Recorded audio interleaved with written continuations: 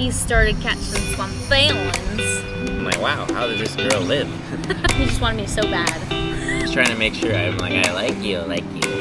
Yeah. She was crushing. She expected me to ask her dad, sorry.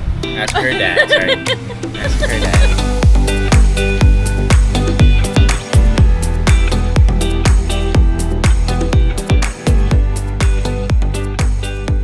So, we started dating 4 years ago, and we're just going to tell you a little bit about how we met. So, me and Sarah, 2020, the beginning, January 2020, we decided to do a YWAM-DTS in Kona, Hawaii, and I arrived on the 1st because our school started on the 3rd, and on the 2nd, we still a free day, and we walked around at the local town. That was like it was just right next to the base, like a 5-minute walk, tourist town, and I was walking down there with some of my roommates, and we're just looking at everything and, going exploring. And there was these girls that were on the opposite side of the road. They were walking, doing what their thing, and then all I remember is one of them yelled, and we're like, "Hey, are you from YWAM?" No? Just don't tell them the other parts. Yes, we have to tell all. They said, "Hey, are you guys from YWAM?" And we were like, "Yeah, we're from YWAM." I don't know So why they I said that. crossed over to the road and they started talking to us. And we exchanged our names. She thought my name was Ash, but it Because wasn't. he was so quiet. Yeah, my tone was a little bit more mellow. He was a shy boy. She was not. And she greeted us and she was like, "Hey, my name is Sarah, and I'm half Mexican." So that was I don't know why I said that was that. my first encounter with her, and I was like, "Oh, At least it stuck. she's weird." And we went on our day, and yeah, and then the next day later, saw her in class. Eventually, Yeah. didn't know we were in the same class, but we were. Yeah. And then, 2 weeks later, he started catching some feelings. Right? No? Probably her first, but No. I had a friend group, mainly my roommate and 2 other girls. Those 2 other girls happened to be her roommates, and then she basically joined into that friend group. She started hanging out with us, and then as time went on, I started noticing these lovely traits about her, and just how funny she was, and how she reacted to people, and mainly how her relationship with God seemed really lively in comparison to a lot of the other people there, and that really stood out to me. That's when I was like, maybe there's something here. I started praying about it. Because he didn't want to tell me he liked me unless he knew from God if it was a for sure thing. Yeah, and I prayed about it, and I asked my parents to pray about it also, and just as time went on, I just started noticing these things more and more. And one night we were having a conversation, and Sarah was telling us all her problems and how she had asthma, how she had lactose intolerance. Yeah, I had a how lot she of was, allergies. Allergic to every fruit and vegetable on the face of the planet. So I'm like, wow, how does this girl live? How does she even eat?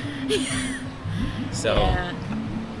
that was a very big discouragement for me, in the sense where, generally speaking, you want your partner to be healthy. You want them to be, fit and healthy, especially for, having children or whatnot. So I was like, oh, well, she's not healthy, then that's probably not a good idea. But that didn't cancel out the good things I saw in her. It just discouraged me from pursuing at that moment. But I kept praying, and one day I was in the bathroom, and I was just asking the Lord. I was like, Lord, if there's something here, tell me. And I was just talking to the Lord, and then I don't remember the context exactly, but I said to the Lord, I was like, Lord, she's like a walking pharmacy. That's what I said to the Lord. And Which is funny because I used to call myself that. yeah, so Me and my mom would always joke about it. Which is not good now. I said that to the Lord. I was like, Lord, she's like a walking pharmacy.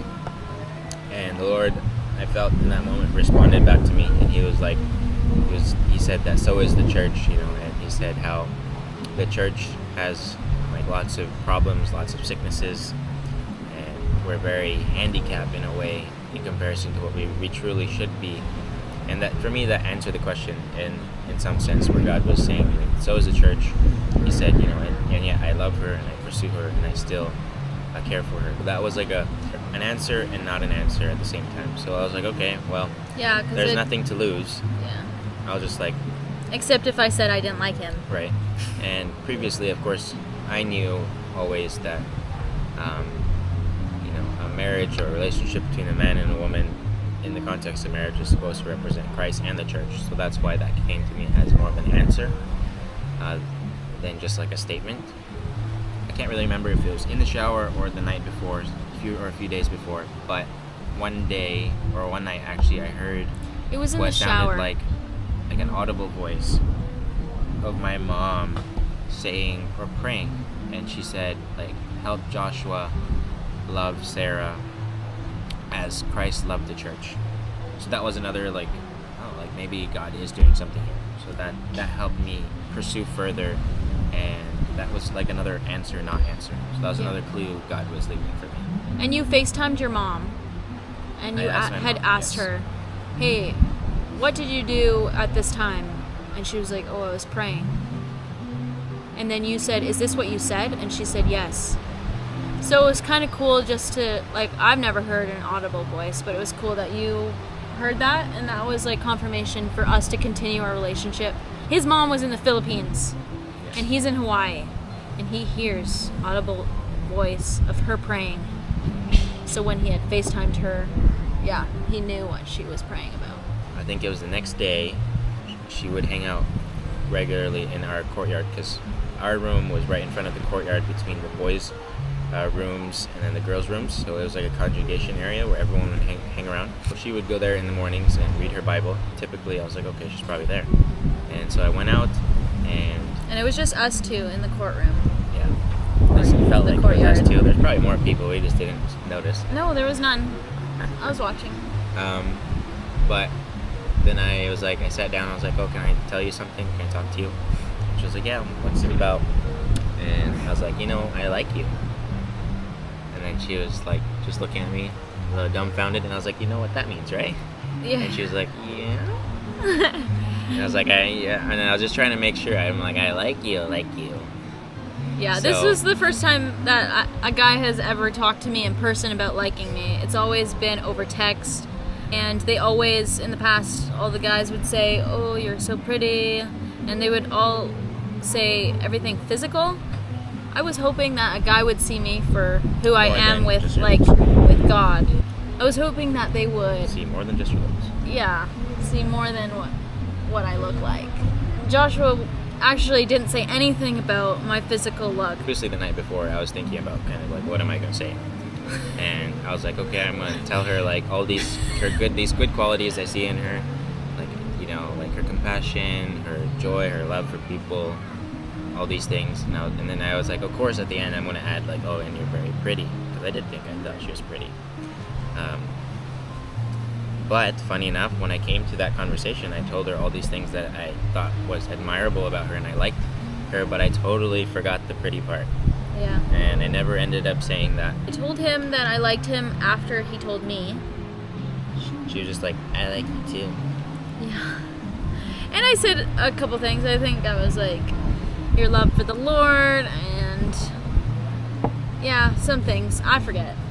Something about Clearly loving the something Lord. special. Yeah, but it was special. And leading up to the day, I didn't know I liked you. I was talking to God, walking back from the prayer room to our dorm, and I had said, God, like, if me and Joshua are supposed to be together, like, he has to be the one who initiates it. I don't want to do that because I'm not looking for anyone. So she thought she didn't like me, but little did she know, Yeah. she was crushing. So, actually, when I said that prayer, that was the day before he came to me. It was the night before. Because the next day when that happened, I was like, whoa. that's Yeah, like so confirmation. That's the case. She was having that conversation with God, and I was also having that conversation with God on the same night, basically. Yeah, after that day, we didn't talk about liking each other for a whole week because I think we were still like trying to seek the Lord on if we should pursue this. Even though we've already got the confirmation, we just wanted more just to make sure because he lives in the Philippines and I lived in Canada, so it's like you need to know if it's meant to be and from God. We had talked a week from that date. I had to sit Joshua down. We had sat at the cafe at YWAM and I said, okay, I need to know what your future looks like because my thing was I don't want a businessman. Well, we both agreed to sit down and talk a little further. Yeah. Because there needed to be a follow-up on that initial conversation. So we both agreed that we would talk and just kind of get to know each other and ask a little more deeper questions. Kind of get to see like what does she believe about certain topics. Yeah, because we didn't want to be opposite. And faith related, and just maybe how you raise your children or how she was raised and how I was raised. And at the end of that topic, basically we came to a conclusion that most of the things, especially the important things that we believed on, were very, very similar, if not the same. We started discussing, what do you feel like God's calling you to do? I was like, I feel like God's like leading me in business as a business person. Joshua told me that the Lord was calling him to be a businessman, and my only thought of a businessman was a suit and tie in a tall building, and he cheats on his wife with a secretary. Because all the movies teach that. The secretary is so scary. Secretary. That's what we meant. Yeah, obviously I didn't want that for my life. Like, I didn't want a guy who would just go 9 to 5, go into a tall building, and never see his family. I want 4 kids, and I need him to be there for us. So I didn't want someone who worked all the time, 24/7. And we both came up to number 4. Yeah, after he told me kind of what he wants to do with business, then I was more okay with it because it was more of a entrepreneurial business-minded person. So not like business working at a firm. Yeah. So I liked that better. That was music to my ears. After that conversation that we had at the cafe, we wanted to date, but you had to ask the leader, right? Yes, because in YWAM we couldn't actually date. Yeah, he was like, let's just date. I said, no, we need to talk to the leaders. Like, I'm not doing this behind someone's back. Like, I wouldn't even hold his hand before that was solved because we weren't allowed to date in YWAM, and I don't want to hide ever. So that was your fault, bad boy. He just wanted me so bad.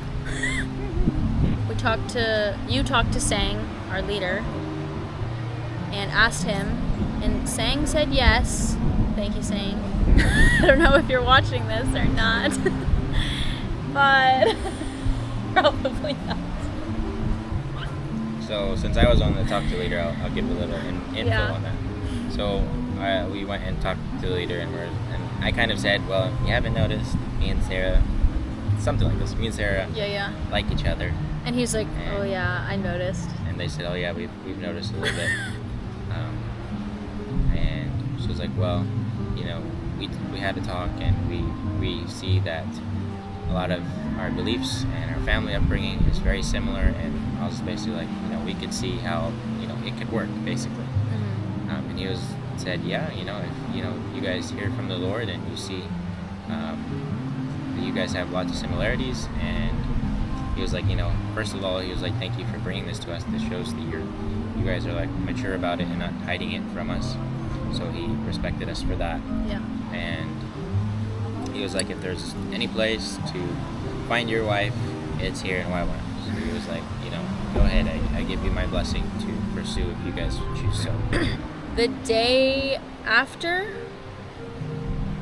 Joshua had FaceTimed my dad.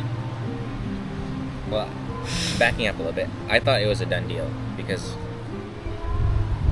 yeah, you don't always. She expected me to ask her dad. I was like, we got the blessing, so let's go, you know. Yeah, so But she's like, no, you have to ask you need to ask my You have dad. to ask my dad first. I was like, okay. He thought we were already dating at that point. I said, no. You have to ask Dad. So he had FaceTimed him. Dad said yes. So then I thought we were actually dating because she said, ask my dad first. Yeah. That means when you ask, we're dating. So But- I thought we were dating, and she. But was he like, still "No, needs to ask we're me not properly. dating. You didn't ask me. But she literally said, ask my dad first. Everyone Which has these basically- cute little stories which of them going to the basically- beach and saying, "Oh, will you be my girlfriend?" That never Which basically happened. means yes, but ask my dad first. So she's like, that's how I took it. She was like, yes, but ask my dad first. So when I asked my dad first, I thought it was a yes. Your dad? My dad. Her dad. When I asked her dad, I thought it was ghost signal, but she was still waiting for me to ask her again. So I had to ask like 3 times. I had to ask Sang, I had to ask her dad, and I had to ask her. Of course. 2 days after, then we were called to the Ohana court because they had a big meeting with everyone saying COVID is a thing and everyone needs to go back to their country because it was 2020. Countries were locking Countries down, were closing locking down, and they were telling and other you people to couldn't- come back, Yeah, or else they would lock them out. Yes. we couldn't go on outreach. Canada was shutting down, Philippines was shutting down, every other country was shutting down. We were in the Ohana court, everyone's crying around us. We just looked at each other, we're like, well, this will be interesting. But we had peace about it. Like, we didn't have a conversation about long distance. I don't even know why I didn't think of that. Like, I would have been the first one to say, like, oh, do we stay together or not? At that point, we didn't have a conversation about it, so it was like, when I went to the airport, it was just like, see you when I see you. That was so weird. We were both crying. Well, I was crying. Did you cry? You had tears in your eyes. I don't think any tears dropped, but at the wedding it did. So that's good. So my flight was like 3 days after we got that notice. After that, He I stayed in decided Hawaii. to stay because I talked to my parents and they were like, He's well, half American, by the way. So he was allowed. Legally. I'm an American citizen, so yes. Legally, I was you were allowed. I was allowed to stay in Hawaii, and we kind of came to we felt like the Lord was saying, you know, you came, you started it, so finish what you started. So they opened the option for people who were going to stay to do ministry on the island and do other stuff like that. Yeah. So I was there actually like a full week plus after everybody was gone. And then they were like, well, actually, like the local government here says if you're not a resident, like you still have to leave, which is kind of weird. But anyways, I mean, it was they did COVID. that. Everyone was fearful. And so I had to basically leave Hawaii. Yeah. And at that point, my parents were supposed to come to the U.S. like in the next couple months. And I was like, okay, well, why waste the whole ticket going all the way back to the Philippines and then back to the States and all that stuff? So I was like, okay, I'll just go straight to the States and I will meet you guys there. Well, long story short, I went back to the States and They couldn't leave. they couldn't leave for You like had to another work. 7+ months. It was like 10. So I was, almost, I was in It was the almost a States year. basically, actually a whole year. I was in the States. Came like 10 months later. So, yeah, that's a whole nother story in itself. Yeah. And But that's how we met. yes, And we met in Hawaii. We had our first kiss in Hawaii. We we had our first date in Hawaii. Yeah. So it was a special time. I love Hawaii. He loves Hawaii. We love the beach. And we fell in love with each other. And now we're sitting at a cafe in the Philippines, Cebu Island. 4 years later. Married. We got married. We will tell the story, we'll tell the next I think, story the for next part part 2 in the next video. Bye, guys. Make sure you subscribe down below two. Like the video. and ring the bell for part 2.